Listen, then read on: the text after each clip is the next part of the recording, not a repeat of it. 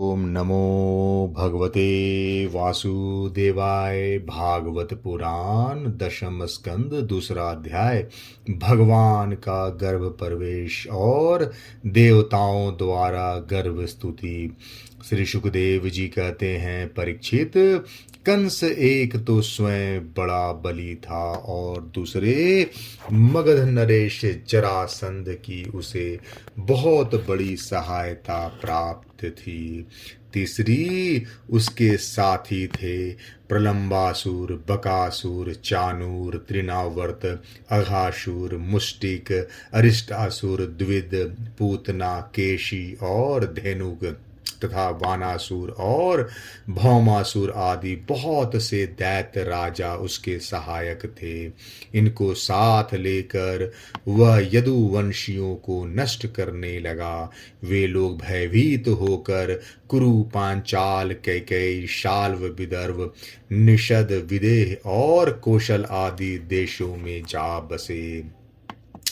कुछ लोग ऊपर ऊपर से उसके मन के अनुसार काम करते हुए उसकी सेवा में लगे रहे। जब कंस ने एक एक करके देवकी के 6 बालक मार डाले, तब देवकी के 7वें गर्भ में भगवान के अंश स्वरूप श्री शेष जी, जिन्हें अनंत भी कहते हैं, पधारे। शेष भगवान विचार किया कि रामावतार में मैं छोटा भाई बना, इसी से मुझे बड़े भाई की आज्ञा माननी पड़ी और वन जाने से मैं उन्हें रोक नहीं सका। श्री कृष्ण अवतार में मैं बड़ा भाई बनकर भगवान की अच्छी सेवा कर सकूंगा, इसलिए वे श्री कृष्ण से पहले ही गर्भ में आ गए। आनंद स्वरूप शेष जी के गर्भ में आने के कारण देवकी को स्वाभाविक ही हर्ष हुआ, परंतु कंस शायद इसे भी मार डाले, इस भय से उनका शोक भी बढ़ गया। विश्वात्मा भगवान ने देखा कि मुझे ही अपना स्वामी और सर्वस्व मानने वाले यदुवंशी कंस के द्वारा बहुत ही सताए जा रहे हैं। तब उन्होंने अपनी योग माया को यह आदेश दिया, देवी कल्याणी, तुम ब्रज में जाओ।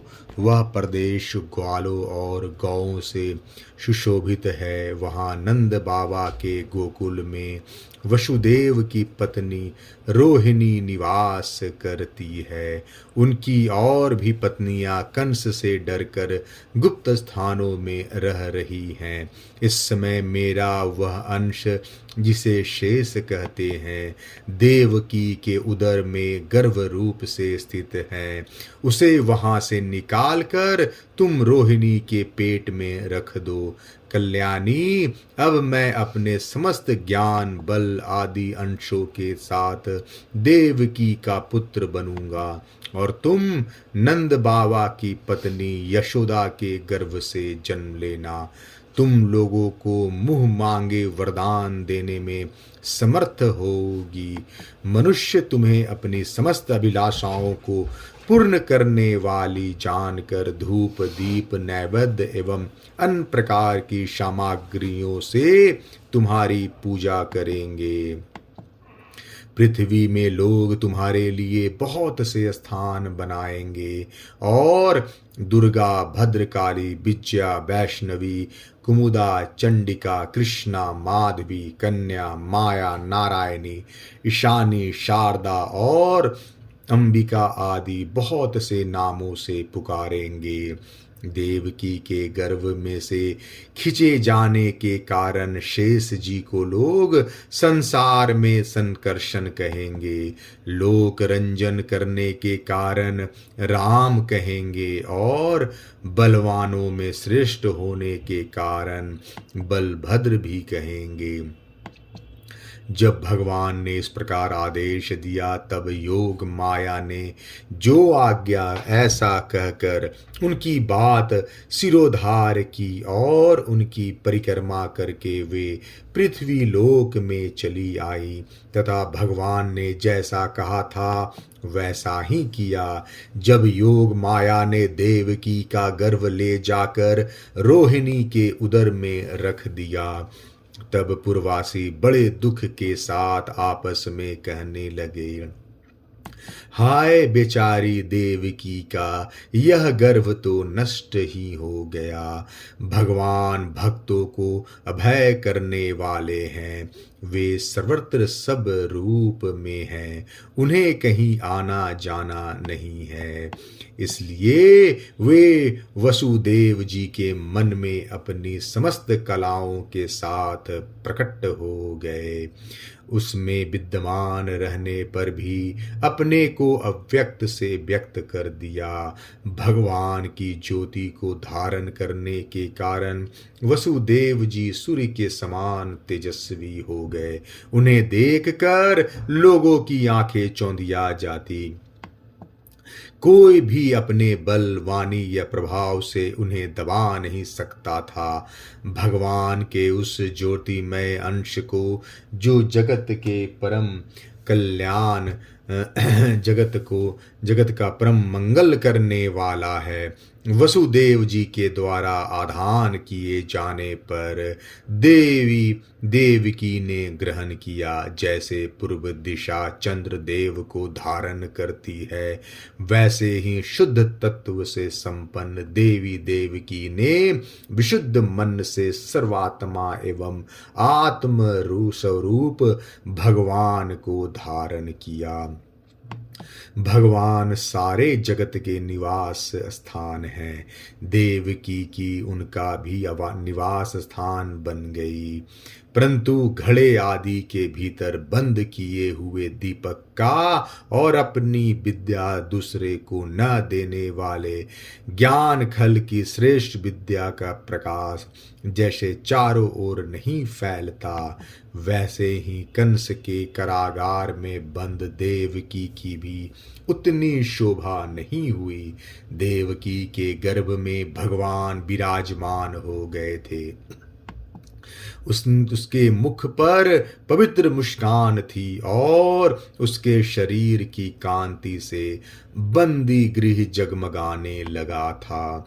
जब कंस ने उसे देखा तब वह मन ही मन कहने लगा, अब की बार मेरे प्राणों के ग्राहक विष्णु ने इसके गर्भ में अवश्य ही प्रवेश किया है, क्योंकि इसके पहले देवकी कभी ऐसी न थी। अब इस विषय में शीघ्र से शीघ्र मुझे क्या करना चाहिए?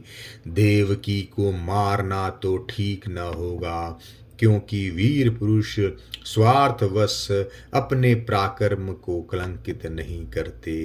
एक तो यह स्त्री है, दूसरे बहन और तीसरे गर्भवती है। इसको मारने से तो तत्काल ही मेरी कीर्ति, लक्ष्मी और आयु नष्ट हो जाएगी।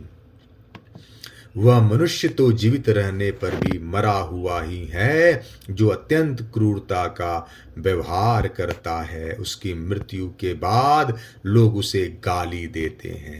इतना ही नहीं, वह देवाभिमानियों के योग घोर नरक में भी अवश्य जाता है। यद्यपि कंस देवकी को मार सकता था, किंतु स्वयं ही वह इस अत्यंत क्रूरता के विचार से निवृत्त हो गया। जो कंस विवाह के मंगल चिन्हों को धारण की हुई देवकी का गला काटने के उद्योग से न हिचका, वही आज इतना सद्विचारवान हो गया। इसका क्या कारण है? अवश्य ही आज वह जिस देवकी को देख रहा है, उसके अंतरंग में गर्भ में श्री भगवान है। जिसके भीतर भगवान है, उसके दर्शन से सद्बुद्धि का उदय होना कोई आश्चर्य की बात नहीं है। आश्चर्य की बात नहीं है। जब अब भगवान के प्रति दृढ़ वैर का भाव मन में गांठ कर उनके जन्म की प्रतीक्षा करने लगा, वह उठते बैठते, खाते पीते, सोते जागते और चलते फिरते सर्वदा ही श्री कृष्ण के चिंतन में लगा रहता। जहाँ उसकी आंखें पड़ती, जहाँ कुछ खटका होता, वहाँ उसे श्री कृष्ण दिख जाते। इस प्रकार उसे सारा जगत ही श्री कृष्ण में दिखने लगा। परीक्षित, भगवान शंकर और ब्रह्मा जी कंस के कैद खाने में आए। उनके साथ अपने अनुचरों के सहित समस्त देवता और नारद आदि ऋषि भी थे। वे लोग सुमधुर वचनों में से सबकी अभिलाषा पूर्ण करने वाले श्री हरि की इस प्रकार स्तुति करने लगे। प्रभु, आप सत्य संकल्प हैं, सत्य ही आपकी प्राप्ति का श्रेष्ठ साधन है। सृष्टि के पूर्व, प्रलय के पश्चात और संसार के स्थिति के समय इन असत्य अवस्थाओं में भी आप सत्य हैं। पृथ्वी, जल, तेज, वायु और आकाश, इन 5 दृश्यमान सत्यों के आप ही कारण हैं और उनमें अंतर्यामी रूप से विराजमान भी हैं। आप इस दृश्यमान जगत के परमार्थ स्वरूप हैं। आप ही मधुर वाणी और समदर्शन के प्रवर्तक हैं। भगवान, आप तो बस सत्य स्वरूप ही हैं। हम सब आपकी शरण में आए हैं। यह संसार क्या है? एक सनातन वृक्ष। इस वृक्ष के का आश्रय है एक प्रकृति। इसके 2 फल हैं, सुख और दुख। 3 जड़ें हैं, सत्व, रज और तम। 4 रस है, धर्म, अर्थ, काम और मोक्ष। इसके जानने के 5 प्रकार हैं, स्रोत, त्वचा, नेत्र, रसना और नासिका। इसके 6 स्वभाव हैं, पैदा होना, रहना, बढ़ना, बदलना, घटना और नष्ट हो जाना। इस वृक्ष की छाल है 7 धातुएं, रस, रुधिर, मांस, मेद, अस्थि, मज्जा और शुक्र। 8 शाखाएं हैं, 5 महाभूत, मन, बुद्धि और अहंकार। इसमें मुख आदि 9 द्वारा खोलर है, प्राण, अपान, व्यान, उदान, समान, नाग, कुर्म, कृकल, देवदत्त और धनंजय। ये 10 प्राण ही इसके 10 पत्ते हैं। इस संसार रूप वृक्ष पर 2 पक्षी हैं, जीव और ईश्वर। इस संसार रूप वृक्ष की उत्पत्ति के आधार एकमात्र आप ही हैं। आप में ही इसका प्रलय होता है और आपके ही अनुग्रह से इसकी रक्षा भी होती है। जिनका चित्त आपकी माया से आवृत हो रहा है, इस सत्य को समझने की शक्ति खो बैठा है, वे ही उत्पत्ति, स्थिति और प्रलय करने वाले ब्रह्मादि देवताओं को अनेक देखते हैं। तत्वज्ञानी पुरुष तो सबके रूप में केवल आपका ही दर्शन करते हैं। आप ज्ञान स्वरूप आत्मा हैं। चराचर जगत के कल्याण के लिए ही अनेकों रूप धारण करते हैं। आपके वे रूप विशुद्ध आप प्रकृत सत्वमय होते हैं और संत पुरुषों को बहुत सुख देते हैं। साथ ही दुष्टों को उनकी दुष्टता का दंड भी देते हैं। उनके लिए अमंगलमय भी होते हैं। कमल के समान कोमल अनुग्रह भरे नेत्रों वाले प्रभु, कुछ बिरले लोग ही आपके समस्त पदार्थों और प्राणियों के आश्रय स्वरूप रूप में पूर्ण एकाग्रता से अपना चित्त लगा पाते हैं और आपके चरण कमल रूपी जहाज का आश्रय लेकर इस संसार सागर को बछड़े के खुर के गड्ढे के समान अनायास ही पार कर जाते हैं। क्यों न हो, अब तक के संतों ने इसी जहाज से संसार सागर को पार जो किया है। परम प्रकाश स्वरूप परमात्मन आपके भक्त जन सारे जगत के निष्कपट प्रेमी सच्चे हितैषी होते हैं। वे स्वयं तो इस भयंकर और कष्ट से पार करने योग संसार सागर को पार कर ही जाते हैं, किंतु औरों के कल्याण के लिए भी यहाँ आपके चरण कमलों की नौका स्थापित कर जाते हैं। वास्तव में सत्य पुरुषों पर आपकी महान कृपा है, उनके लिए आप अनुग्रह स्वरूप ही हैं।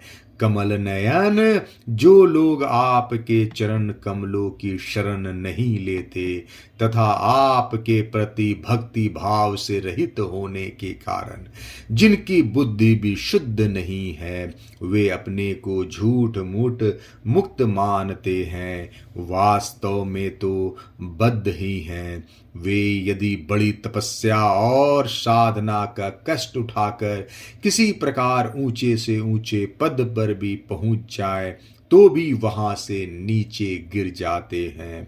परंतु भगवान, जो आपके अपने निज जन हैं, जिन्होंने आपके चरणों में अपनी सच्ची प्रीति जोड़ रखी है, वे कभी उन ज्ञान अभिमानियों की भांति अपने साधन मार्ग से गिरते नहीं। प्रभु, वे बड़े बड़े विघ्न डालने वालों की सेना के सरदारों के सिर पर पैर रखकर निर्भय विचरते हैं। कोई भी विघ्न उनके मार्ग में रुकावट नहीं डाल सकते, क्योंकि उनके रक्षक आप जो हैं। आप संसार की स्थिति के लिए समस्त देहधारियों को परम कल्याण प्रदान करने वाले विशुद्ध सत्वमय सच्चिदानंदमय परम दिव्य मंगल विग्रह प्रकट करते हैं। उस रूप के प्रकट होने से ही आपके भक्त वेद कर्म कांड अष्टांग योग तपस्या और समाधि के द्वारा आपकी आराधना करते हैं। बिना किसी आश्रय के वे किसकी आराधना करेंगे? प्रभु, आप सबके विधाता हैं। यदि आपका यह विशुद्ध सत्व में निज स्वरूप न हो तो अज्ञान और उसके द्वारा होने वाले भेदभाव को नष्ट करने वाले अपरोक्ष ज्ञान ही किसी को न हो। जगत में दिखने वाले तीनों गुण आपके हैं और आपके द्वारा ही प्रकाशित होते हैं, यह सत्य है। परंतु इन गुणों की प्रकाशक वृत्तियों से आपके स्वरूप का केवल अनुमान ही होता है, वास्तविक स्वरूप का साक्षात्कार नहीं होता। आपके स्वरूप का साक्षात्कार तो आपके इस विशुद्ध सत्वमय स्वरूप की सेवा करने पर आपकी कृपा से ही होता है। भगवान, मन और वेद वाणी के द्वारा केवल आपके स्वरूप का अनुमान मात्र होता है। प्रभु, आप सबके विधाता हैं। यदि आपका यह विशुद्ध सत्व में निज स्वरूप न हो तो अज्ञान और उसके द्वारा होने वाले भेदभाव को नष्ट करने वाला अपरोक्ष ज्ञान ही किसी को न हो। जगत में दिखने वाले तीनों गुण आपके हैं और आपके द्वारा ही प्रकाशित होते हैं, यह सत्य है। परंतु इन गुणों के प्रकाशक वृत्तियों से आपके स्वरूप का केवल अनुमान ही होता है, वास्तविक स्वरूप का साक्षात्कार नहीं होता। आपके स्वरूप का साक्षात्कार तो आपके इस विशुद्ध सत्वमय स्वरूप की सेवा करने पर आपकी कृपा से ही होता है। भगवान, मन और वेद वाणी के द्वारा केवल आपके स्वरूप का अनुमान मात्र होता है। क्योंकि आप उनके द्वारा दृश्य नहीं हैं, उनके साक्षी हैं, इसलिए आपके गुण, जन्म और कर्म आदि के द्वारा आपके नाम और रूप का निरूपण नहीं किया जा सकता। फिर भी प्रभु, आपके भक्त जन उपासना आदि क्रिया योगों के द्वारा आपका साक्षात्कार तो करते ही हैं। जो पुरुष आपके मंगलमय नामों और रूपों का श्रवण, कीर्तन, स्मरण और ध्यान करता है और आपके चरण कमलों की सेवा में ही अपना चित्त लगाए रहता है, उसे फिर जन्म मृत्यु रूप संसार के चक्र में नहीं आना पड़ता। संपूर्ण दुखों के हरने वाले भगवान, आप सर्वेश्वर हैं। यह पृथ्वी तो आपका चरण कमल ही है। आपके अवतार से इसका भार दूर हो गया। धन्य है प्रभु, हमारे लिए यह बड़े सौभाग्य की बात है कि हम लोग आपके सुंदर सुंदर चिन्हों से युक्त चरण कमलों के द्वारा विभूषित पृथ्वी को देखेंगे और स्वर्ग लोक को भी आपकी कृपा से कृतार्थ देखेंगे। प्रभु, आप अजन्मा हैं। यदि आपके जन्म के कारण के संबंध में हम कोई तर्क ना करें तो यही कर सकते हैं कि यह आपका एक लीला विनोद है। ऐसा कहने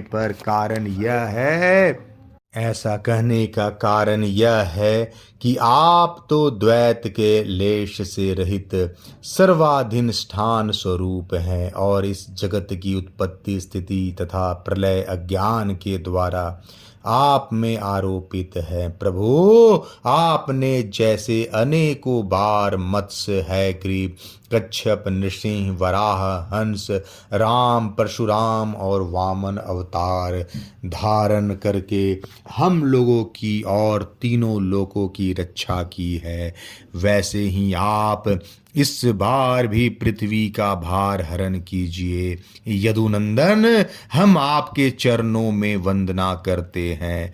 देवकी जी को संबोधित करके, माता जी, यह बड़े सौभाग्य की बात है कि आपकी कोख में हम सब का कल्याण करने के लिए स्वयं भगवान पुरुषोत्तम अपने ज्ञान, बल आदि अंशों के साथ पधारे हैं। अब आप कंस से तनिक भी मत डरिए, अब तो वह कुछ ही दिनों का मेहमान है। आपका पुत्र यदुवंश की रक्षा करेगा।